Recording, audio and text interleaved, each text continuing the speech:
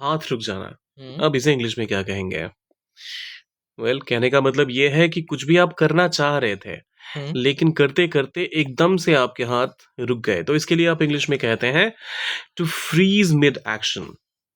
Fridge मतलब जम जाना। जम जाना, रुक जाना, एकदम से अटक हम्म जाना।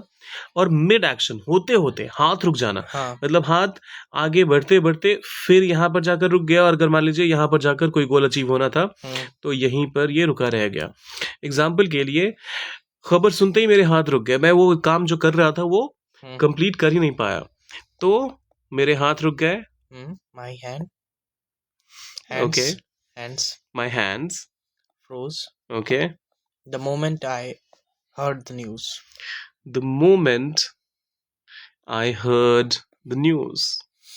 My hands my hands froze the moment I heard the news. अच्छा, द न्यूज़ कह रहे हैं, ओके। So the news.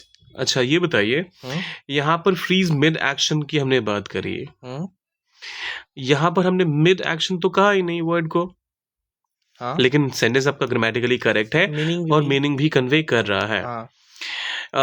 अगर आप यहाँ पर my hands froze mid mid action या फिर मिड वे हम्म कहेंगे तो भी सही होगा, लेकिन इसके साथ काम चल रहा है तो अभी फिलहाल मैं आगे बढ़ रहा हूँ। लेकिन थोड़ा सा ध्यान रखिए कि जो भी हमने इंट्रोड्यूस करा उसी का इस्तेमाल करें। उसके चिल्लाते ही सबके हाथ रुक गए। हम्म बोलिए। Everyone okay.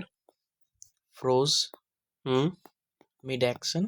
हाँ, everyone froze mid action. Mid action के बीच क्या है? Hyphen. हाइफन। So everyone froze mid action, उसके चिल्लाते ही। When he hmm shouted. When he shouted. आप ये भी कह सकते हैं the moment he shouted everyone froze mid action. बिल्कुल। Everyone froze mid action when he shouted. Everyone froze mid action when he shouted. गाना बजते ही उसका हाथ रुक गया। Okay. Yeah. He froze mid action.